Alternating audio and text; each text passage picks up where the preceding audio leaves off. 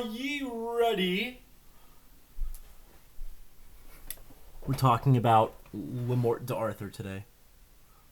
Oh my gosh. It's actually kind of cool. This sword that I have, it's just one of those wooden ones that I got at the Renaissance Festival, you know? But I think the story behind it is actually kind of cool because, I did that thing where if you get 3 points on the guy that you're like fighting with, I kind of see me messing with it in the mirror. But if you get 3 points on the guy, you get the sword for free. And I was with my fiance's friend that's in the military, and he's really strong, in the military. He's like Air Force, and I scored more points on the guy to get it for free than the Air Force guy did. So not to say I would beat a man in the military if we both had swords. Not to stroke my ego a little bit, but there's a chance. There's some evidence for that. I'm not totally out of my depth, I guess.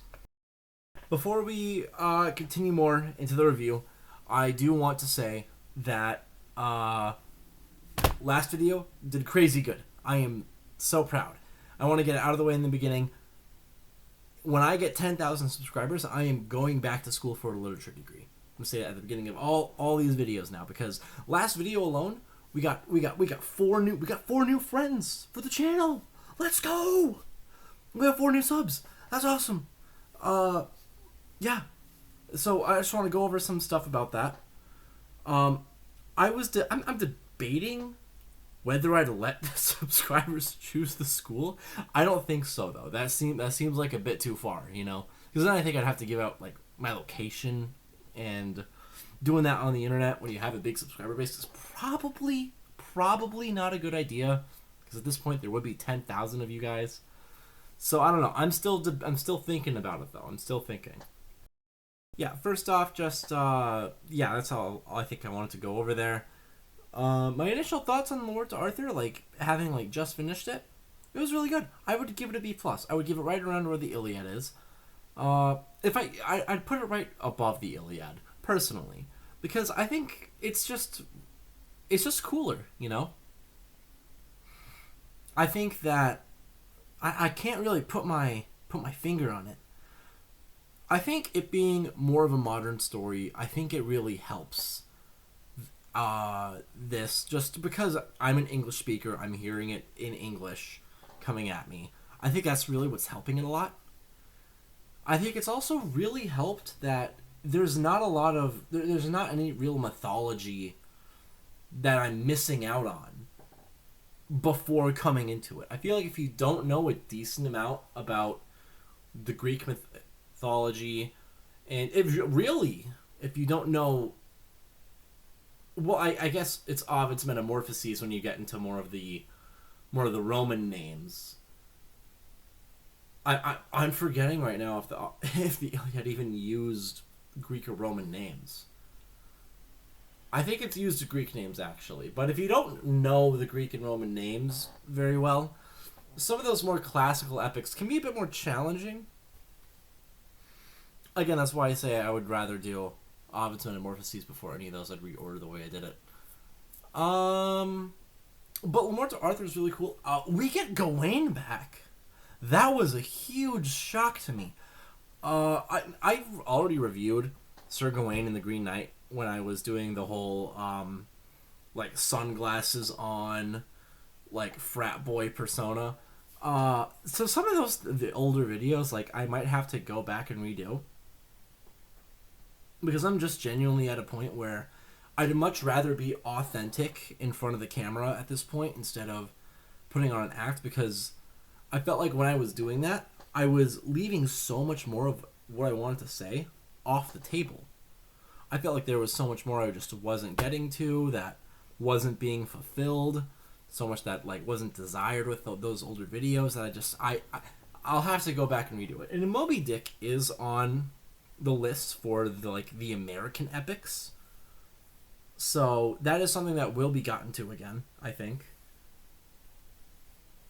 for this new reading list and going through it, all the repeats within the list I'm not going to go over again, but all the repeats that because then, Because then I crossed off this section without going back to Sir Gawain the Green Knight. I didn't go back and reread that. I didn't go back and reread Beowulf. Although I think I'm pretty good on Beowulf. I didn't really like the video I did on Beowulf. I remember I like sat down and listened. I paid attention to Beowulf. I think more so I listened to Beowulf was also only like 2 hours. This was like I think MORTE Arthur was an 11-hour endeavor, which was pretty nice. You know, my new job lets me do a lot of driving around. I'm not like a delivery driver for. Oh, maybe if I did become a delivery driver for Jimmy Johnson where I work, I could. I guess I could get more listening hours, and that might be a prospect I hadn't thought of. Well, my car uses a lot of gas, but maybe I could get my gas on the Jimmy Johnson card. I don't know. Maybe that's something I gotta look into. Okay, all right. I might message my boss later about that, but that's okay. Yeah, it was 11 hours, and it was 11 hours. It was really good. Okay, there we go. I was surprised at how much Sir Lancelot was taking up within the story of MORTE Arthur. And I was also just surprised with how many characters would be in this. Again, as I've already said, I'm surprised that Gawain came back. But really, like when I like thought it over, I'm like, if we really just break it down to like Arthur, Guinevere, Gawain, Lancelot, I think that really covers most of it. Most of it, especially towards the end. I think that covers. Yeah, because there's the whole cheating thing, and yeah, okay. All right. Let me say this. I have some trouble. Like I had a lot of trouble in the middle part. I thought it was very interesting how present. Oh my gosh, the presence of Jesus in MORTE Arthur was like surprising to me, and I find it almost like endlessly fascinating because there is a very first of all, they don't say Jesus Christ, they say Jesu Christ, which I guess makes sense. Like I don't think there's not a lot of well, I mean, let's just look at the names that are already in the story. You got like Merlin, Arthur, Guinevere, Lancelot. Like there's not a lot of names that end with S. I'm not sure if there's a single one.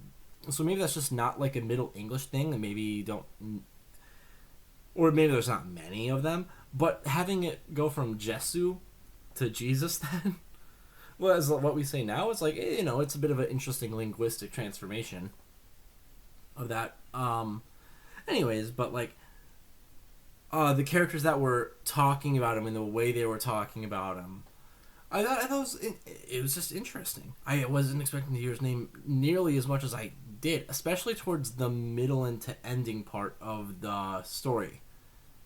So yeah, Jesus is everywhere. That's why when I started this reading list, I started with the biblical foundation of the biblical epics. And I wish I included the gospel in there. I really wish I included the gospels. Matthew, Mark, Luke, John. I think there's 5 books in there. What's the 5th book of the gospel? There's Matthew, Mark, Luke, John.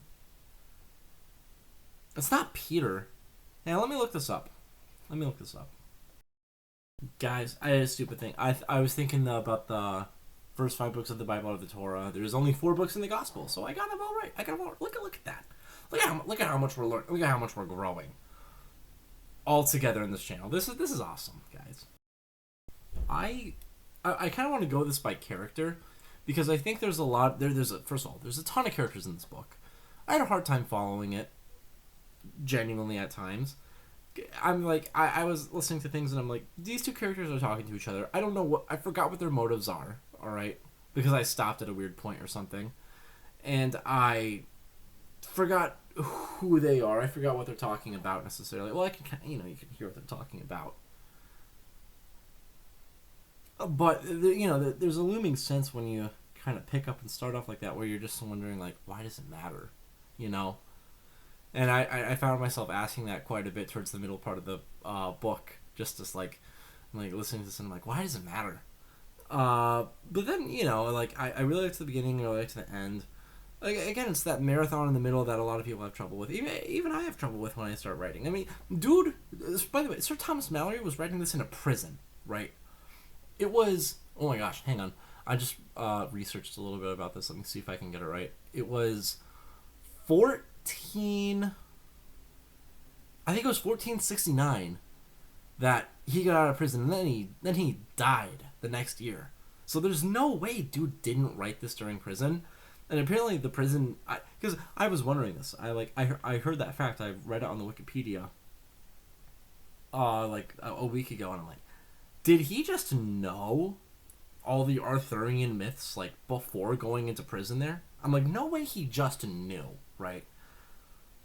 Because that would be so. But apparently, allegedly, they did a little Shawshank Redemption where they got books into the prison because there was a library nearby, and like so I don't think Sir Thomas Malory was like doing the Andy Dufresne thing of like, oh, I'm gonna figure out and just send him letters all the time, because where would he get the paper? Again, it's still 1469, you know.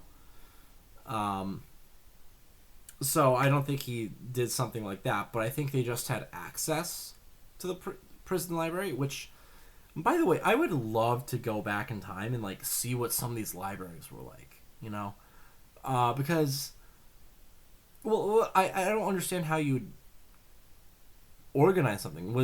I don't know when the Dewey Decimal System for like, I think library archiving, or I don't even know what the Dewey Decimal System is. I'm talking out of my behind right now. That's what I'm doing.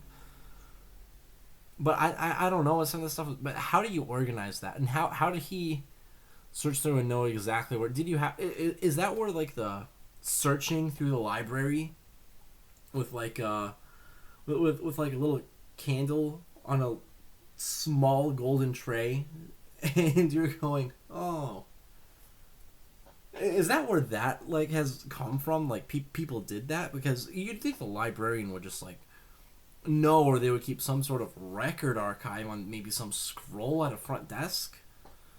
I don't know, but also like it's a prison library. What are you gonna have at a like it's not even like a good library. It's a prison library. Or, I don't know, maybe their prison libraries were pretty good. There's a lot of questions I still got. I have access to the internet. I could maybe figure some of this stuff out. Hang on a second. Yeah, after doing a little bit of research, bro just got extremely lucky, I guess, that there was a library there. But thanks to him, we have like a collection of just the Arthurian myths played out in a chronological, fictional format. That's really cool. Okay, so let's get talking about some of the story sections here. The sword in the stone.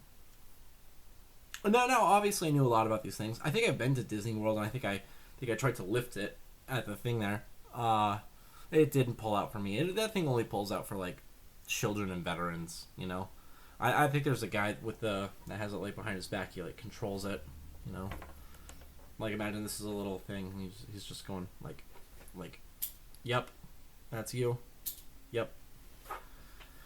It's on that. It's whatever. But in my research and seeing some summaries of this, it says that some versions have it that the sword in the stone is Excalibur, and some say that it's not Excalibur. The one I read said that it was not Excalibur. They always just called it the sword in the stone, which, them being two different swords, I think is really, really cool. And then obviously the other version has him getting Excalibur from the Lady in the Lake, right?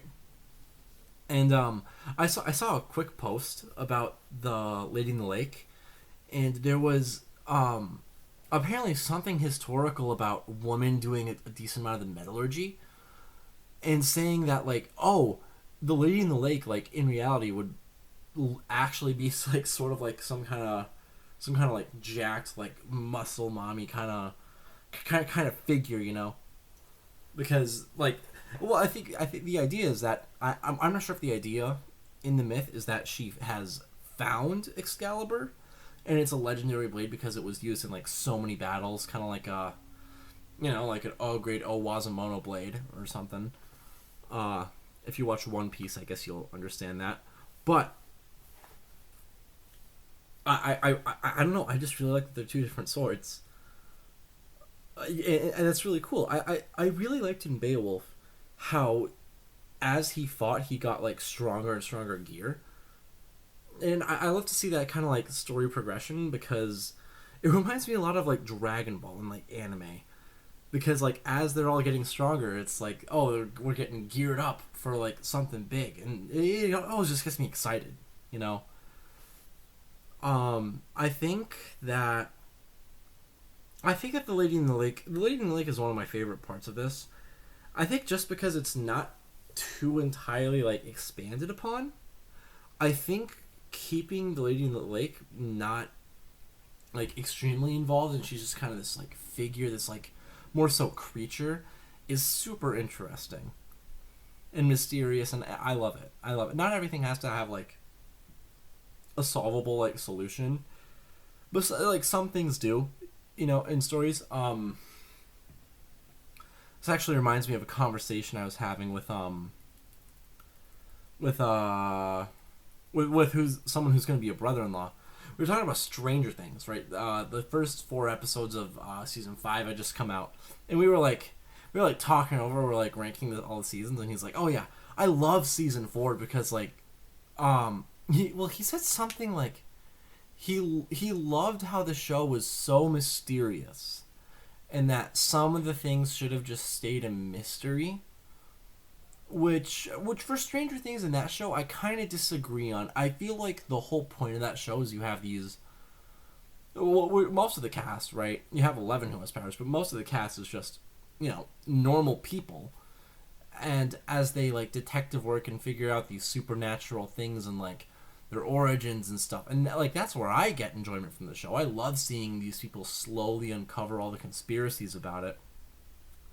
And slowly uncover what the upside down is, and he was just saying, he's like, nah, keep that mysterious. And I'm like, I feel like you need a final foundation, like at the end, for there to be like something concrete, because if you just like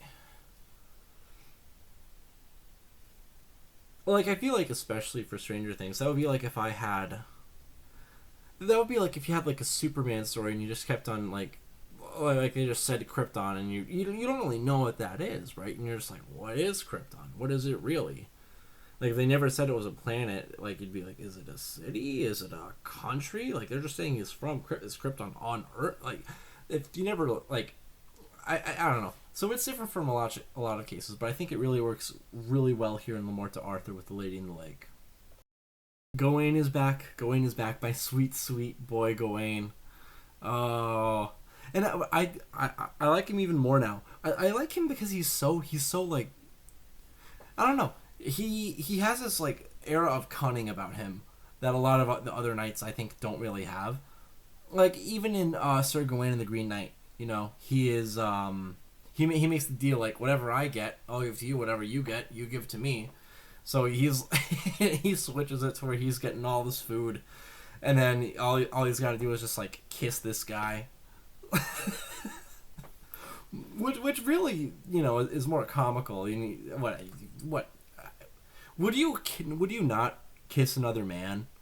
Like, I think he does it a total of 6 times. Would you not kiss a man 6 times if you get like a hunted game feast for 3 nights in a row? I mean, that seems worth it to me, Because, it's, and then he's just like, what the heck? All right. I don't know who kissed you, and then it turns out it's his daughter. It's just, you get the daughter kissing you, too? Like, well, I think the character I'm actually most disappointed in throughout the entire thing is King Arthur himself. One of my main experiences before reading and listening to Morte Arthur was the video game Sonic in the Black Knight I had on the Wii. And when you read that one, I think, well, because I think the whole point is like it's a corrupted version of King Arthur, but he's got this giant black stallion. Excalibur's this like huge menacing like guts from Berserk blade, and he's just in this like decked out almost like Sauron destroyer, Thor 1 destroyer thing. He's got like, and it just looks so cool.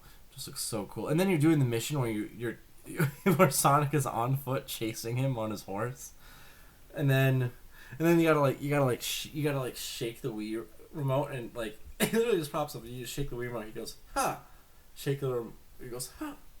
If you look up some gameplay of Sonic in the Black Knight, you'll see what I'm talking about. But that was my impression beforehand, and it seems like he only gets to be cool for just a little bit. Again, it's what I'm saying. He gets to be cool for a little bit in the beginning, and then a little bit in the end. A decent amount in the beginning and decent amount in the end. But like, when the book is called Le Morte d'Arthur, when the guy whose name's in the title, I feel like he gets sidelined and shafted by Lancelot. No pun intended. Dude, imagine, like, I heard someone say that Lancelot was, like, a fan-made character in the Arthurian legends, and, like, I can completely understand that now. Because the entire time, Lancelot was just like, yeah, I'm super awesome, did all this stuff in Rome, I killed so many giants, and, like, just all this stuff, man. And I almost got tired of Lancelot just like winning all the time. But that's just what it was. He was the best knight. He lances quite a lot, and I guess that's just how the money rolls, Some people win, some people lose, and like literally, it's not even like someone just like wrote an OC. It's like Sir Thomas Malory, because, hang on. Big brain blast. I've got an idea now. Let me think about this. Okay, I was just thinking, I did a little bit of research. Turns out there's a decent chance that the author, Sir Thomas Malory himself, was a knight, or at least did, or at the very least, he did very knightly things. Because first, like, there's just a lot of evidence for it. Like, he was in prison. He got into a good prison, right? That had a library. In the research I did, not a lot of them had libraries. So, he must have known some people in some high places. Thus, could have had a knightly-ish status, But my idea now is that Lancelot in this book is so awesome, right? And so incredibly, like, talented and everything, that I think Sir Thomas Malory, when writing it, in prison probably, right, had a grudge maybe against the king and put himself into the idea of Lancelot. He's like, no, I'm the best knight, I'm the best of the best. Maybe it was his original fan creation of Lancelot, and that's why it took up so much of the story. Is Lancelot is just out here. He's like, no, I don't want to be in prison right now. Well, I want to escape. And his mental escape was just writing up himself with the name Lancelot, just like killing giants and like doing a bunch of crazy stuff, escaping jail, like. Everyone's falling in love with him because he's the handsomest, he's the best knight ever. He's got like no scars on him because he's just that great. And he's so great, he's even slamming the king's wife behind King Arthur's back. And then everybody knows about it and still no one's saying anything because Lancelot is just that guy. Lancelot has got to cool it. All right, I don't like Lancelot, and I think that is kind of bringing my enjoyment of Le Morte d'Arthur down a little bit. I was just kind of waiting for him to get like something bad to happen. Well, not something bad. Like, he does get into bad situations, but I was kind of ready for him to be put in the dirt, you know? Sorry, I'm getting, like, I'm getting worked up talking about Lancelot, guys. No, I still give it a B+. Maybe a B. Maybe a B. This was good. I really enjoyed myself, though. Okay. I think I want to transition into talking about books of the future. Okay? Now, here's the thing, guys. I am going to, in the description of this video, if you have made it this far, clearly you are interested in the content I'm going to be doing. Maybe you're a fan of books and literature yourself. Okay? So, in the description down below, I'm going to put a list of everything I'm going to be reading, and I'm going to put it down there. So if you want to read along with me or like listen, I do my stuff on Spotify, but I'm going to very quickly have to change that to Audible because apparently Spotify is a little bitch. All right, it limits your listening hours to 15 hours per month, and when you want to get through like even just like 2 books a month, like I kind of try to do. Well, I try to do a lot more than that. That can very quickly go easily over 15 hours. If the average book is like 8 hours long, and then you have 2 of those, you're already missing the last hour of the second one. All right, so I think I'm going to be making a switch to Audible. I think it's going to be roughly around the same price too. Not having Spotify Premium could suck. It might really suck, actually, because I still do listen to music sometimes. But maybe that'll just be more motivation to actually listen to more audiobooks. Maybe I'd get stuck less. Because does Audible let you like read along to what you're listening to at all? Because then I might just hop on it like all the time. Because I mean, ultimately, that's what would help me out the most. I did that. Sorry, I'm grabbing here. I that's what I did with Wuthering Heights a decent amount. I would actually look at this and I would like listen along. Still couldn't get into it. Still just didn't really care about what a lot of that's gonna happen. I'm gonna finish it later because Wuthering Heights is in my novel reading section, but I kind of have a plan of what I want to do for that one. I want to do that section a little differently than I'm doing the epics.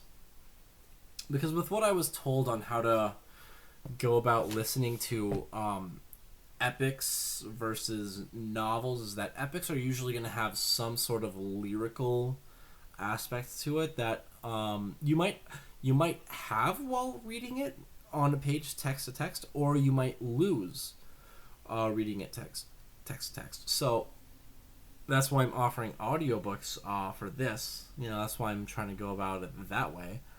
But honestly, dude, with how the rate we're going through the epics, we got a lot more coming up in this Renaissance period. We still got to talk about that.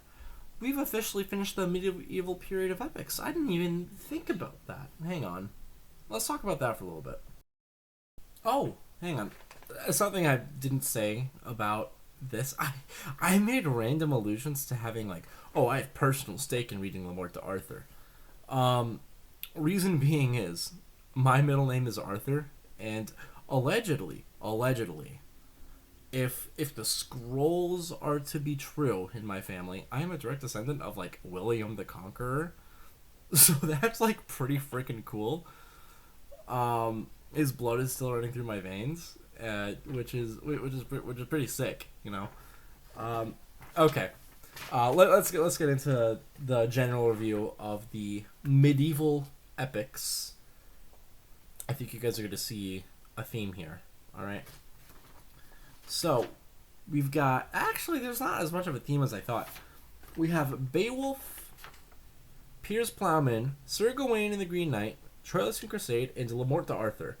Those are the 5 that are in my reading list under the tab of medieval epics. And basically, It's it is sort of what you would kind of expect. There is hang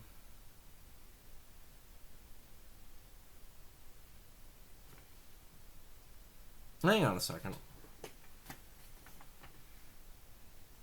I'm just noticing that like what's kind of seen as like the extremely traditional like medieval story of like, you know, knight goes into a cave, there's a dragon that breathes fire and he defeats it. That's not that's not exactly present here. I don't remember in any of these stories something like that happening. Doesn't happen in Beowulf, Piers Plowman, Sir Gawain Green Knight, Troilus and Crusade, or Le Morte d'Arthur, which I find so interesting. I know so in Le Morte d'Arthur, the monsters that are in here and on display, and the magic that is here and on display is very the magic is always portrayed as being very druidic and being very of nature in this section of the story, which I really like. All the monsters are a lot more animal than they would be like arcane or like celestial or like fiendish. They're just very animal based, and I think that's really cool. Which kind of makes sense, you know. I think right after the Roman Empire, we forgot like people forgot how to make all the great things they built, so we kind of went back in terms of technology. Not a lot, real per se, but a little bit, you know. When I was in Rome, they were talking about like all these aqueducts that have been there for like 2,000 years, and I'm not. I don't think it was on the same level as it is in the medieval period. It wasn't quite there, but they still have some remnants of that technology, so they don't forget everything. I on this list, honestly, I would say you have Beowulf and Sir Gawain and the Green Knight that kind of serve as like the really good, almost short story or novellas that are rather than epics. Um, Maybe I only read and listened to the short versions of it. I remember Beowulf was like that was only an hour and a half long, and then Sir Gawain and the Green Knight was only 2 hours of listening. Let me go check. I might have done abbreviated versions back then because I was going for speed. Okay, yeah. So those are both pretty quick. Piers Plowman was also pretty quick. That was just like roughly 4 hours. Your main bulk of this medieval epics reading list is going to be Troilus and Crusade and Le Morte d'Arthur. Um, and I will say, in addition to that, Beowulf, Piers Plowman, and Sir Gawain and the Green Knight. If you want to go back and do this yourself, I found all of those on YouTube, and there were a lot of options for listening to these on YouTube, and they all worked just fine. Piers Plowman, there was only one really good one, personally. Um, and that I listened to the intro on that one too, and you can kind of skip the intro, so that skips like the first like 30 minutes of it, I think. So you're pretty good there. So I guess on the weight of this list, it's really in between Troilus and Crusade and Le Morte d'Arthur. So this is probably like because you're gonna spend most of the bulk of your time listening to those two. And I think both of these, like from what I knew going into it, was a bit of a letdown on both of them. Not to say the medieval epics weren't good, you know, they're all very good. They're classic. They're well renowned for a reason. I think the setting of the Trojan War for Troilus and Crusade being considered a medieval epic, it throws me off a little bit because as we see, like, okay, literally if you take a map, right? Because what we have is we have the biblical epics, then we have we go biblical, classical, medieval, Renaissance. You really see that we are progressively moving west as we study this, right? So with that like Western progression of movement, like I first of all, it makes me as a reader with this reading list in mind, I feel like I'm really moving forward through it. But at the same time, with Troilus and Crusade taking place in the Trojan War, all the way back over in Am I stupid? Am I stupid? No, geographically that. No, geographically that makes sense. Hang on. Okay. Yeah. I was right about the moving west thing. Yeah, Troilus and Crusade. It just if Troilus and Crusade feels out of place, I'd say out of from these that feel out of place. You kind of have. I think Piers Plowman and Troilus and Crusade feel a little out of place. Piers Plowman, honestly, you could make an argument for Piers Plowman not necessarily being an epic poem, but you could say it's you could say it would go under like the essays and criticism genre, because that's really all of what it is. It's just talking about Christianity in this like little town this guy's has in his dream sequences. Le Morte d'Arthur, I think it fits in well with Sir Gawain the Green Knight, and obviously it fits in well there. You have like a connecting character, and I think Arthur appears very briefly in the beginning of Sir Gawain and the Green Knight, if I can recall. And then Beowulf is Beowulf. Beowulf is cool. Like if you are really, dude, if you are really just trying to get into epic poetry, which I know not a lot of you are, okay? I know not a lot of you are going to go around and actually take my reading recommendations and like go through with them. But if I were to get on my White Rose antithetical English teacher spiel, I'd say start with Beowulf, right?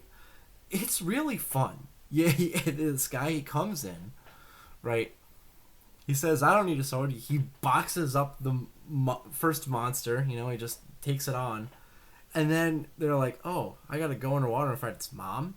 Sure, I'll go ahead and do that. Just give me a sword. He, like, hits the sword. He's like, sword broke. What am I gonna do? And then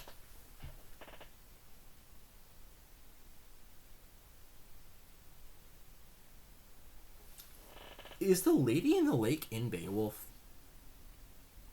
Because he gets that other sword, right? When he's fighting underwater.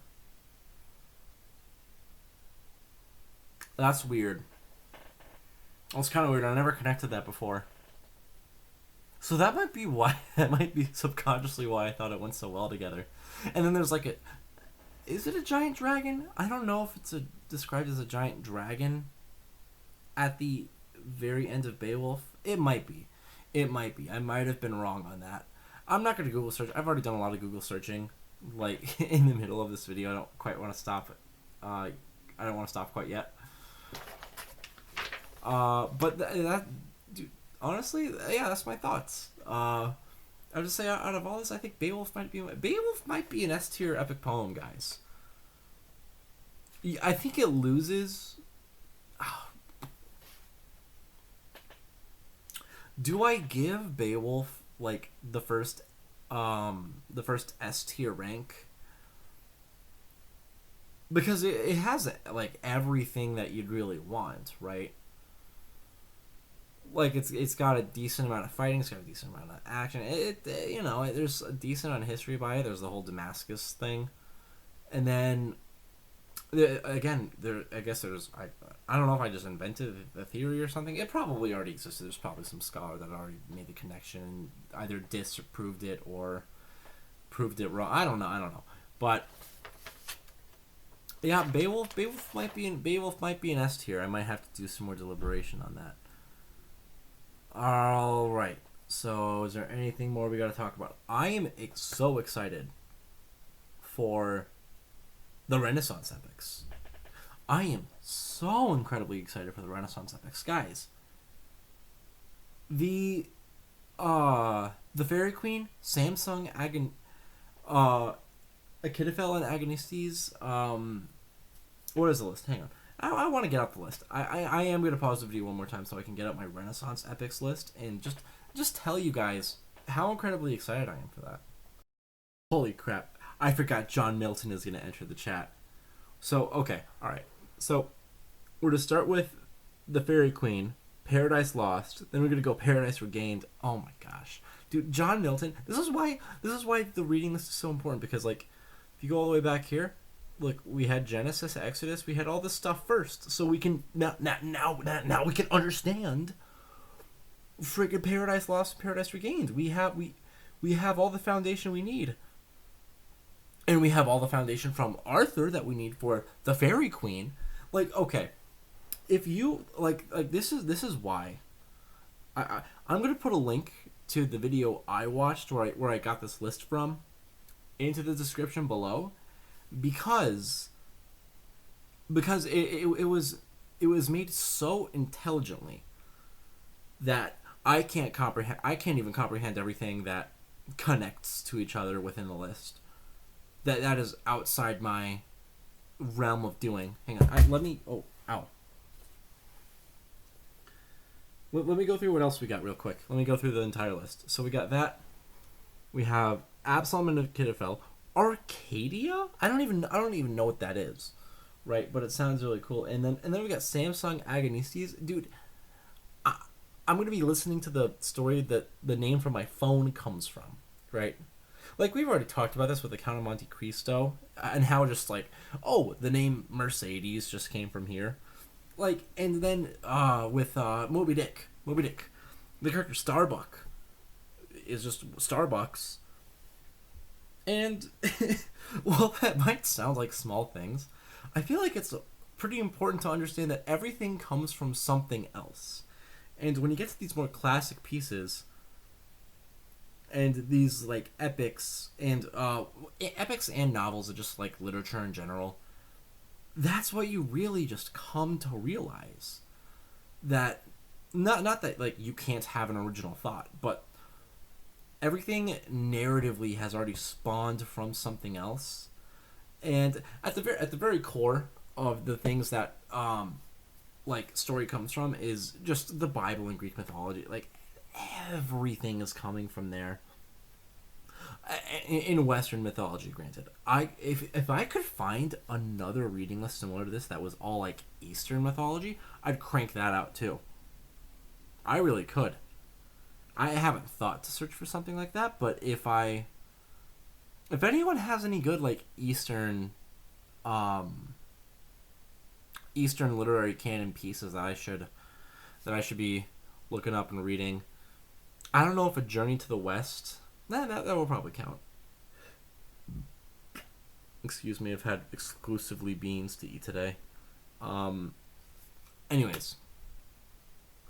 Yeah, no, I would do Eastern mythology, not mythology, Eastern literary canon as well. Learn what some of the stuff from Naruto probably comes from. That sounds so bad. But like, honestly, like that's what would be cool. It's like, if I get to a story like, oh, that's where the nine-tailed fox mythology comes from. That would be pretty sick. That could be pretty sick. What do you know? You don't know what you know until you don't know what you don't know. That's what the phrase is. And I will say, well, okay, well, here's the thing about this list too. Like, every time I get almost done with one section, like when I'm going to be almost done with the Renaissance period, that's when I get really excited to like read the next section, like the romantic epics. I'm not sure the romantic epics are going to follow the same through line that like of moving westward towards America at the very end. Because at the very end, at the very end, we get the modern epics, or what that means is like American epics, because Moby Dick is included. I did a paper on Moby Dick in college. I wonder if I could find that on my computer here. That might be a fun video to go through. I'm pretty sure I didn't get a good grade on it. And the little dropout afterwards. After all. Anyways, it is getting late, you guys. I think this video is going to be long enough as is. I will see you guys when I make a video next, because I want to make the videos I make about books longer, and I really want to so going forward, I'm not quite sure I said this. Before I make a video on my thoughts of a book, I'm going to first read like the Wikipedia article. I might skim over some of the plot stuff so I can still be surprised, but I'll get the basic idea of it. I'm going to make a video of it, so even for the people that haven't read the book, you still get context for it and what it is.